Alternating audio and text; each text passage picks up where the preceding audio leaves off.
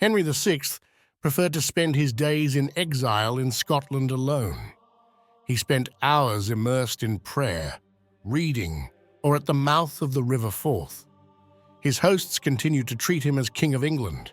It almost seemed as if he and his family were merely foreign dignitaries, guests of the regent Mary of Guelders. This was not entirely inaccurate. Despite the crushing defeat by York troops at Towton on the 29th of March 1461, Henry still had numerous supporters in England. Even on the day of Edward IV's coronation, the 28th of June 1461, Lancaster rebels fought in his name against the new regime. Did Henry truly want this? He probably didn't know for sure himself. Nevertheless, he had no choice. Welcome back to Lemmy History. This is episode 2 of 6 in my series, which is dedicated to the confrontation between Edward IV and Henry VI. As always in my series, all episodes can be understood independently of each other. The first episode is of course linked in the description. Edward was under no illusions after Towton. He knew he had won a battle, but not the war. The memories of his father's fleeting happiness, who more than once believed he had finally asserted himself, were still too fresh. The 19-year-old did not want to repeat that mistake. Yorkist propaganda therefore continued to operate at full throttle. Edward's first parliament, for instance, convicted Henry, Margaret of Anjou, and Margaret's son, Edward of Westminster, of treason.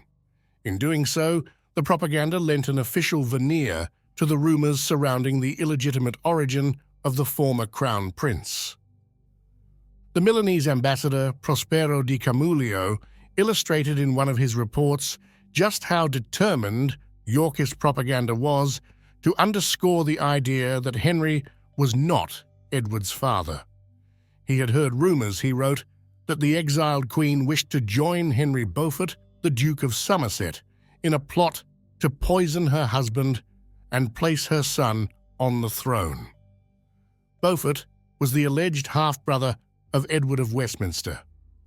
Rumours were even said to have reached England from Scotland, suggesting that Henry himself doubted the paternity of his son. He supposedly believed that Edward was truly the son of the Holy Spirit. This, too, was propaganda, intended to highlight the contrast between the young, vigorous new king and his deposed, mentally feeble predecessor. These efforts were accompanied by new ballads in which Edward was praised as the Rose of Rouen, the French city being his birthplace. In some instances, these efforts proved quite effective. Richard Woodville, Lord Rivers, declared to the Milanese ambassador as early as August 1461 that Henry VI's cause was irretrievably lost. Until that point, he had been a staunch supporter of the Lancastrian side and had been severely humiliated by Edward and Richard Neville, the Earl of Warwick, only a year earlier in Calais. Together with his son Anthony, he had been taken prisoner and paraded through the streets under intense abuse. His judgment, however, may have reflected his genuine opinion. Unlike other former Lancaster supporters, he would never change sides again. The ever-growing list of problems Edward had to confront in order to retain power did not, at least for the moment, include the name Woodville. Edward considered his greatest challenge to be that he had inherited what we would today call a failed state. While a bureaucracy in Westminster remained capable of performing basic functions, it was bloated, sluggish, and rife with corruption. The authority of civil administration had collapsed along with that of the monarchy. Politically, Edward had no idea whom he could trust. Worse still, he had no experience in government. Henry's weakness had created a vacuum, one that the great barons in particular had exploited to grow ever more powerful and wealthy. They waged private wars and ruled over their own territories like petty kings. The high nobility viewed the monarchy not as a superior institution of government, but as a tool to increase their own power. If Edward wished to restore royal authority, he would have to reclaim some of the influence they had seized. And here lay the next major problem. Edward himself was the prime example of a baron who had used the monarchy to rise. His own followers had no real interest in reforms that would strengthen the crown. Instead, they now wanted to use the throne to enrich themselves in wealth and power. Chief among them, the so-called Kingmaker Warwick, displayed insatiable greed. On the continent, it was said that no one was half as wealthy as Neville. Edward's supporters wanted a Henry VI shaped to their liking, not a revitalized, reformed monarchy. Warwick aimed to become, for the Yorkist king, what John de la Pole and Edmund Beaufort had been for the last Lancastrian monarch. The condition of the realm recalled the darkest days of anarchy in the mid-12th century. At that time, a 21-year-old Henry II had ascended the throne. Then, as now, the barons behaved as warlords and believed the young king's age would allow them to carry on as before. They were in for a rude awakening. Edward intended to follow that example. While it would be an exaggeration to suggest Henry II was his role model, there are clear parallels in how he approached kingship. Like Henry 3 centuries earlier, Edward had no background in government, but was trained in the management of an aristocratic household. Accordingly, he chose to bypass the existing power structures and rule England directly through his household. Power was once again to radiate from the king himself. A powerful symbol of this came in 1462, when Edward personally took a seat in the King's Bench and presided over the highest criminal court in the land. It was the first time in more than 150 years that a monarch had done so. Though a spectacle, it sent an unmistakable message. He intended to claim all royal powers for himself. Henry, meanwhile, faced a decision. He was not involved in the organizational or logistical matters of resistance to the new Yorkist government. These tasks were handled by Margaret of Anjou and the high-ranking nobles who had fled to the Lancastrian court in exile in Edinburgh. Nevertheless, Henry was needed as a symbolic figure. He had to present himself publicly as the figurehead of the true government of England. Without his visible presence, the Lancastrian cause would likely collapse. After all, Yorkist propaganda was highly effective at conveying the idea that God had abandoned him. In Hertfordshire, for instance, it was said that blood rained from the sky in July 1461. Henry VI never gave the impression of a man who had enjoyed being king. Here, then, was the chance to finally leave the crown behind. Yet he didn't take it. Much speculation has surrounded this decision. Presumably, Henry continued to fight for his kingdom out of concern for his son. It was unthinkable that the Yorkists would allow the boy to live. He was only 8 years old. But that would change. The curse and the blessing of the historian is to know what came next. If Henry truly fought to preserve the crown out of fear for his son's life, then that fear was fully justified. In England, Edward formally made one of his brothers Duke of Gloucester in November 1461. This brother Richard was only a year older than Edward of Westminster. He became, rightly or wrongly, a symbol of the notion that children were not safe if they posed a threat to the ambitions of powerful men. George, then 11 years old, became Duke of Clarence in the summer of 1461. He was granted the title once held by Lionel of Antwerp, the third-born son of Edward III. George's later life would likewise become a symbol of the brutal ruthlessness of the era. Having chosen not to disappear into the seductive insignificance of exile, Henry soon showed a surprising level of activity. He wrote numerous letters, encouraged men to continue the struggle, and corresponded with foreign dignitaries.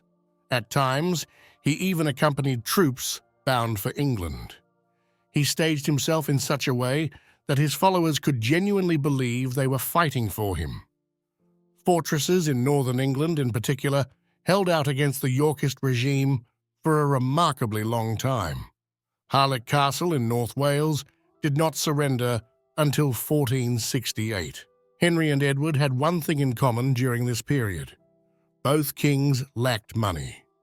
The Lancastrian side survived only thanks to financial gifts, first from Regent Mary and later from Bishop James Kennedy.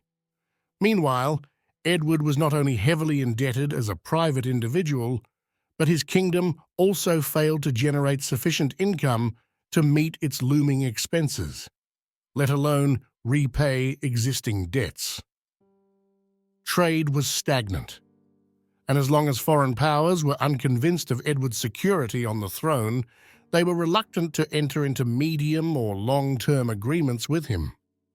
However, the young king had access to one source of revenue. He could confiscate the properties of Lancastrian supporters who had fallen under his control. Yet these fortunes were almost entirely consumed by the rewards expected by his allies. Even then, the resources were insufficient to satisfy many of the nobles and non-nobles who anticipated compensation. Members of the Neville family themselves had to wait over 3 years before the king sent them anything at all. Edward approached the financial crisis in a way that was deeply unpopular, but also demonstrated that he understood the stakes. He had no choice but to take out massive new loans to cover current expenses. Economically, his government could not afford to lapse into the passivity that had characterized the second half of Henry VI's reign. To improve the revenue base, the imposition of taxes became unavoidable. He also debased the coinage by reducing the precious metal content in some coins. This caused the currency to lose value significantly, but it had the effect of making English exports cheaper. As a result, despite political instability, the country became attractive for trade once more. Edward's victory at Towton had brought him several lucrative estates, most notably the Duchy of Lancaster. The king also retained control of the Duchy of York and the County of March. In addition to tax income, this was intended to provide an economic foundation that would also support his private household. When it came to granting favors, Edward increasingly leaned toward giving only honorary posts to the already rich and powerful. Positions that brought real influence and financial reward were instead granted to party loyalists who were comparatively less well off. This strategy aimed to secure their loyalty. He did not shy away from taking unpopular actions even against his closest allies. In Wales, for example, Edward halted Warwick's land acquisitions in order to assign the estates to William Herbert. Edward did not always use funds as publicly announced. Many of the loans, for example, were supposedly intended to finance a military campaign in the north, which the king himself planned to lead. This campaign never took place. It remains unclear where the funds, over £30,000, ultimately went. Historian Charles Ross suspects they were diverted to foreign ventures. It seems likely that the money was simply used to plug gaps across the board. In any case, Edward also had to reserve funds in preparation for future wars. The fight against the remaining Lancastrian outposts consumed a fortune. In this regard, Henry had it much easier. His partisans fought on their own initiative. Those aligned with his cause knew that they could expect little, if any, help from him. Edward, by contrast, had to pay, and also contend with the problem that his troops often behaved with brutality. They did not win hearts and minds. Up to and including the year 1464, the Yorkist army undertook 4 campaigns in total. 3 of these were fought in the north, where some fortresses changed hands multiple times. One army was sent to Wales to defeat Jasper Tudor. Although Edward repeatedly announced that he would personally lead his troops, he never once did. On one occasion, he even chose to remain behind and go hunting instead. He was almost never present in the north. Instead, Edward entrusted military operations to trusted allies. In the north, this was Warwick, who at one point oversaw 3 sieges simultaneously and rode more than 20 miles a day on horseback. In Wales, William Herbert took command. For a long time, historians interpreted Edward's absence from the battlefield as laziness, especially since Henry himself occasionally crossed the border to be physically present with his soldiers. Yet this interpretation is not entirely fair. Edward had long feared the possibility of a foreign invasion in the south, one intended to restore Henry with foreign troops. According to captured prisoners, Margaret of Anjou was forming a European coalition for just such a purpose. Supposedly, 100,000 men were to land and overthrow him. Edward took this seriously.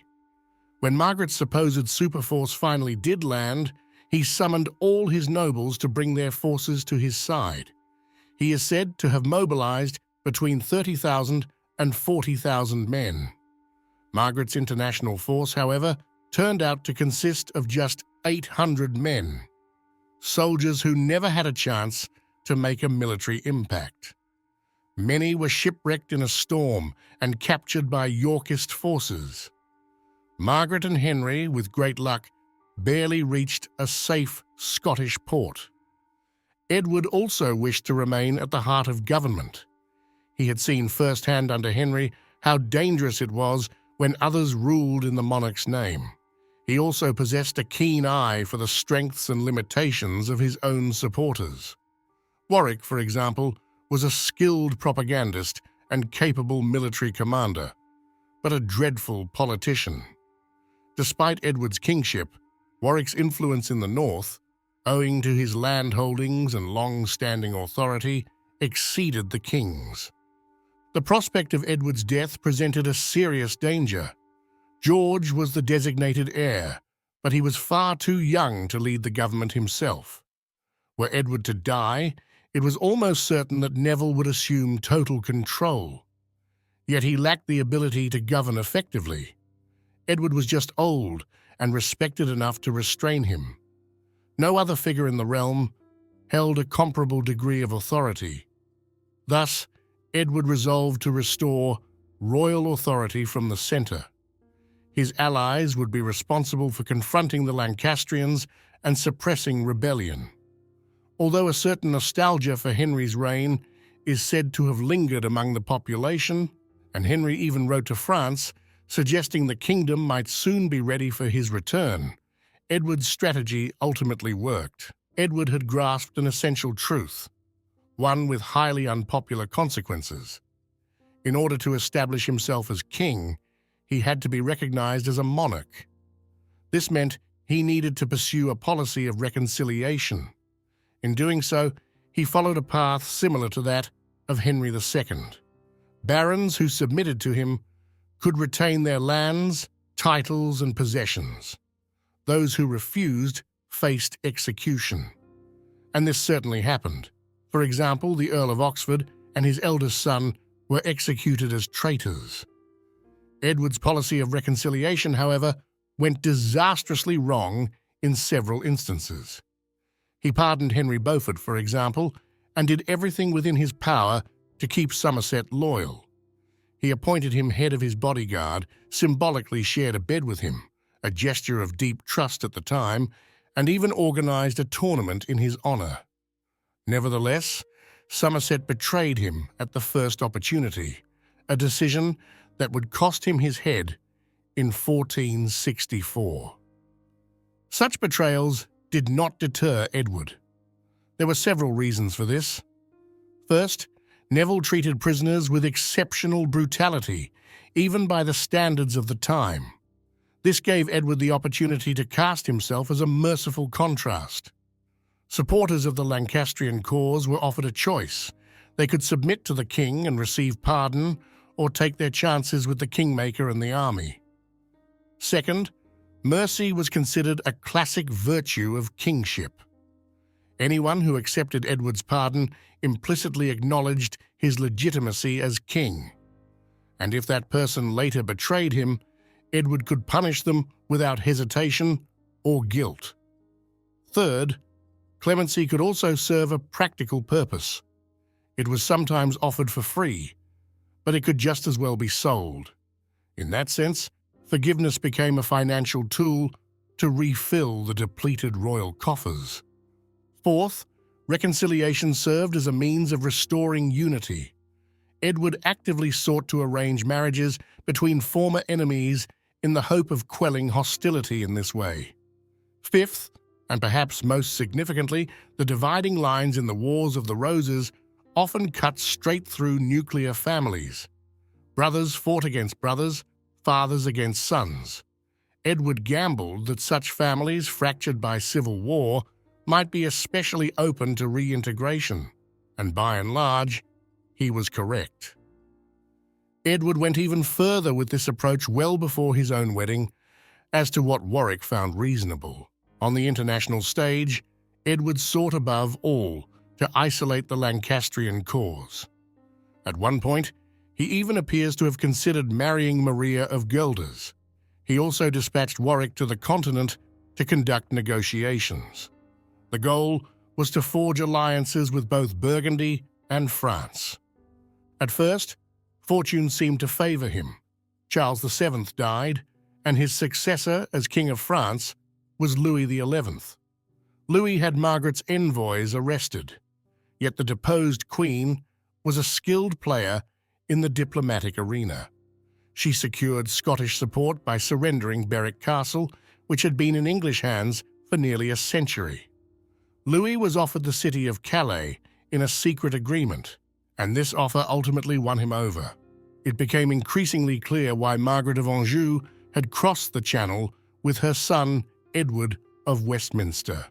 She could hold her own in negotiations with the new French king, whose cunning and duplicity were already the stuff of legend. The thought of Henry himself negotiating with Louis was unpalatable to all involved. Edward, however, had one major advantage. He was consistently underestimated. He was widely regarded as a mere puppet of Warwick, who was believed to wield the real power. One remark from the governor of Abbeville to Louis in March 1464 became legendary. England has but two rulers, the Earl of Warwick and another whose name I have forgotten.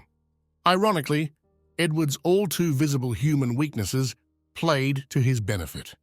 He had a fondness for female company, a high opinion of himself, and a taste for the pleasures of wealth and power. These indulgences would later deepen in the second half of his reign. But in the early years, Edward remained remarkably focused on the task before him. This is evident in how consistently Edward implemented his vision of personal kingship. He ruled through a network of trusted confidants who were directly dependent on him. No one was permitted to accumulate enough power to threaten either the king himself or the king's other allies. In the early years of his reign, Edward's inner circle included not only Warwick, his brother George Neville, and William Herbert, but also William Hastings and Henry Bourchier. Edward deliberately kept the system open, allowing it to align with his policy of reconciliation. Those who submitted to him and earned his trust could rise high, regardless of past loyalties. He never abandoned this model throughout his reign. While the key figures in Edward's personal monarchy changed with the shifting political winds, the principle remained the same. Those who worked with the king could advance rapidly, but those who turned against him found themselves utterly isolated, facing a political world in which influence and survival depended entirely on Edward's position on the throne. The king generally avoided anything that might destabilize this structure. He favored peace over war, understanding that the costs of military conflict bred financial and political volatility. In 1464, he concluded a 15-year truce with Scotland and was content with the vague assertion that Henry VI had fled the country and vanished. Edward enticed both France and Burgundy with promises of marriage alliances and access to his New England. He made it clear to Louis that Calais could not be taken by force. Convinced, the French king abandoned Margaret of Anjou. She was allowed to live in exile with her father, accompanied by her son. Edward made many errors in these early years and often placed his trust in the wrong men. But even so, it was he who set the political tempo, and few recognized how central his personal authority truly was. Warwick would learn this in the harshest way possible when, after capturing Edward and attempting to rule in his name, he was unable to maintain control for more than 2 months. Warwick, blinded by greed and vanity, believed himself the exception to every rule. In his own mind, he was not merely a subject of the king, but Edward's equal, and he assumed Edward saw it that way too. Why else would he enjoy such unmatched favor? Why else would the king have chosen him, above all others, to be the tutor of young Richard, Duke of Gloucester? To Warwick, that was proof enough. Entrusting him with the upbringing of a royal brother of one of the future leaders of the realm could only mean he was not just part of the royal family by marriage, but its central pillar. As far as he was concerned, appearances mattered. If he took a secondary role in Wales, it was for the sake of show, not substance. The public had to believe that even the Kingmaker bowed to the crown. But privately, he believed the crown bent to him. What he failed to see was that he was only ever doing what Edward allowed him to do, and Edward in turn only did what he had decided upon himself. Warwick was not unique in this blindness.